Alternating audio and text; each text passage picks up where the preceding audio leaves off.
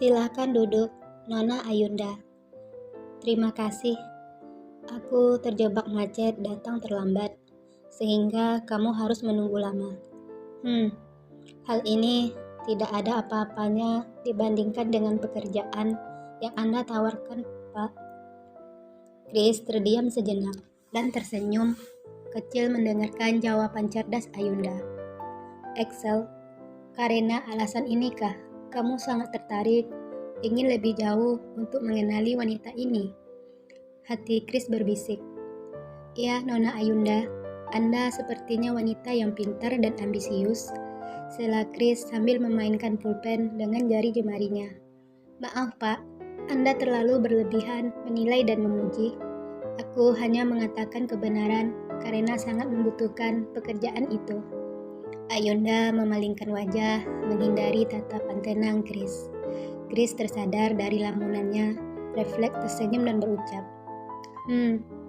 sebenarnya yang membutuhkan sekretaris bukan aku, tetapi temanku. Aku hanya ditugaskan untuk interview dan menemuimu. Maksudmu, Pak? Tidak, maksudku atasanku sedang sibuk, jadi dia menugaskanku untuk menemuimu secara langsung. Begitu. Namun, jika dia berani macam-macam menolak lamaranmu, aku bersedia untuk merekrutmu sebagai sekretarisku. Ayunda tiba-tiba tersenyum kecil melihat tingkah pola Chris yang lucu dan berubah drastis. Maaf, Pak, bolehkah aku mengetahui namamu? Bukankah tadinya kita belum sempat berkenalan? Tidak adil rasanya jika aku tidak mengetahui namamu. Chris yang tadinya tersenyum tiba-tiba terdiam. Aku Chris Ricardo, wanita ramah tamah tetapi tidak mudah untuk didekati, pikir Chris. Ayunda Azahra. Mereka masing-masing melepaskan jabatan tangannya. Maaf Pak Chris, seperti yang kamu katakan tadi, sepertinya calon atasanku bukan orang yang mudah untuk diajak berkompromi. Chris melebarkan kelopak mata, reaksi aneh tiba-tiba menghiasi wajahnya. Bukan begitu, Pak, Chris. Kesini kamu. Ayunda menoleh ke arah pintu, menyadari seorang menerobos masuk. Aku membutuhkan seseorang pelayan, untuk itu segera dapatkan untukku. Jangan membuang waktuku dengan menunggu. Mengerti? Ucapan arogan keluar dari mulut Excel dan tatapan membidik terarah kepada Chris. Dia sejenak menyandarkan tubuh sambil memopangkan kedua lengan di perutnya. Tak lama, tanpa basa-basi, meninggalkan tempat itu. Dia lagi. Si lelaki angkuh tidak tahu etika, rungut di batin Ayunda. Mohon maaf Nona Ayunda, pengunjung villa itu sedikit mengusik kenyamananmu. Pengunjung villa? Jadi pria arogan itu pengunjung villa ini? Ayunda tiba-tiba mendengus, lega setelah mengetahui hal itu. Syukurlah, apa yang aku cemaskan tadi tidak menjadi kenyataan dan aku tak ingin berurusan lagi dengannya. Kring. Perfect. Oke, baiklah. Nona Ayunda, sepertinya pelanggan tadi sangat membutuhkan bantuan. Untuk itu, sampai di sini dulu pertemuan kita. Silahkan datang esok pagi ke perusahaan PAO Sentral untuk menemui calon atasan dan membahas pekerjaannya dengannya. Aku diterima. Sepertinya begitu. Dia tidak, maksudku atasan baru saja memutuskan untuk menerimamu sebagai sekretarisnya setelah mempertimbangkan berkas-berkas milikmu. Benarkah? Ayunda refleks bangkit, tersenyum merekah. Pak Chris, terima kasih. Saya bahagia dan sangat berterima kasih kepadamu. Berkat kebaikanmu, aku diterima bekerja di perusahaan besar ini. Aku tidak akan melupakan kebaikanmu. Di lain waktu, jika kamu membutuhkan bantuan, aku tidak keberatan untuk melakukannya. Saya pamit, Pak. Terima kasih. Ayunda menghilang dari pandangan Chris setelah beberapa saat meninggalkan ruangan tersebut. Wanita sederhana, polos tetapi tegas. Tanpa sadar, bibir tipis Chris mengukir senyuman menawan. Apakah kau tertarik kepada perempuan kulot dan sombong itu? Lamunan Chris terusik, mendengarkan suara lantang yang tiba-tiba muncul dari arah belakang. Kau rupanya. Aku sudah cukup lelah mengurusi semua ambisimu. Untuk itu, jangan mengusik ketenangan kupingku, mengerti? Chris berguling di sofa, merilekskan persendirnya yang kaku. Apa energimu cukup terkuras berhadapan dengan wanita kampungan itu? Excel tersenyum ironis, menyaksikan perubahan wajah sahabatnya. Apa kau cemburu jika aku mengganggu wanita itu? Pungkas Chris tanpa basa-basi. Chris tersenyum kecil melihat perubahan wajah Excel. Dia bangkit, menghampiri dan menepuk pundaknya. Sekiranya, jika kau memang tidak tertarik kepadanya, jangan buang-buang waktumu. Chris berbisik di telinga Excel dan meninggalkan tempat itu. Tunggu. Perlu kamu ketahui, aku tidak selevel untuk menyukainya. Aku hanya ingin memberikan pelajaran kepada orang sombong tak tahu diri sepertinya.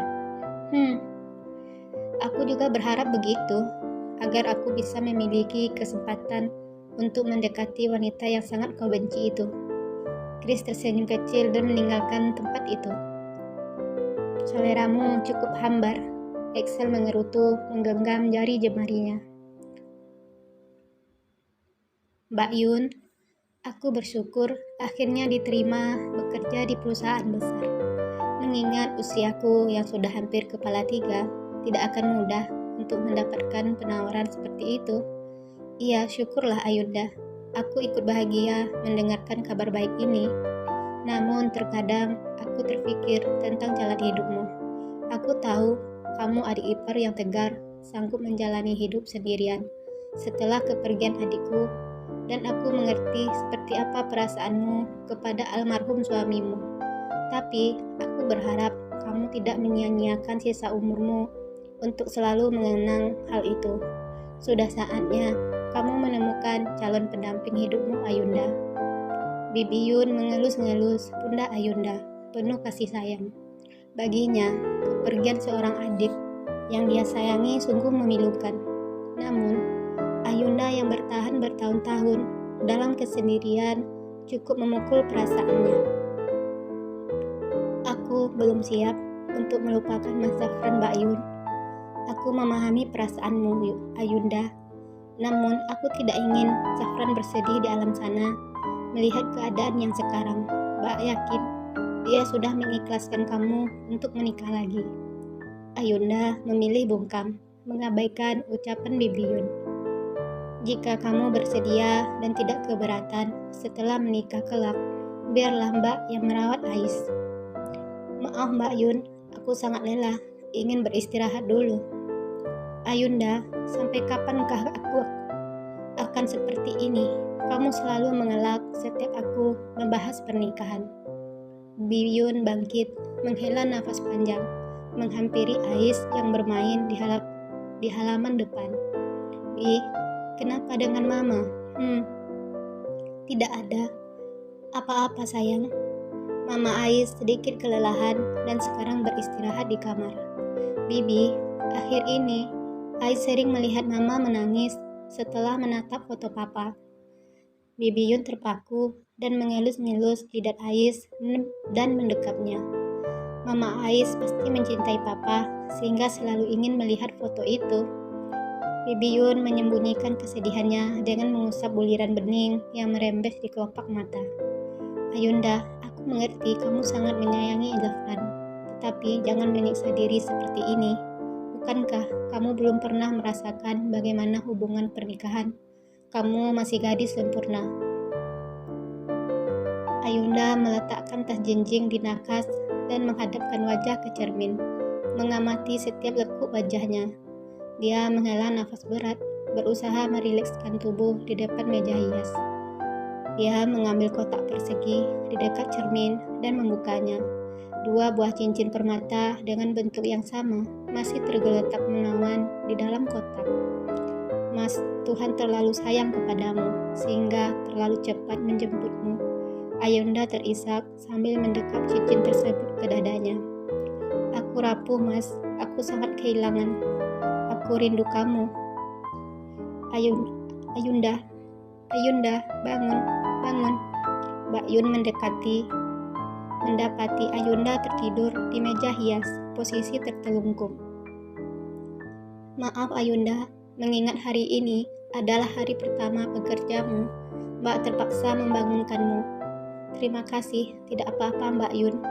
Ayunda mengangkat kepala yang masih terasa pengat.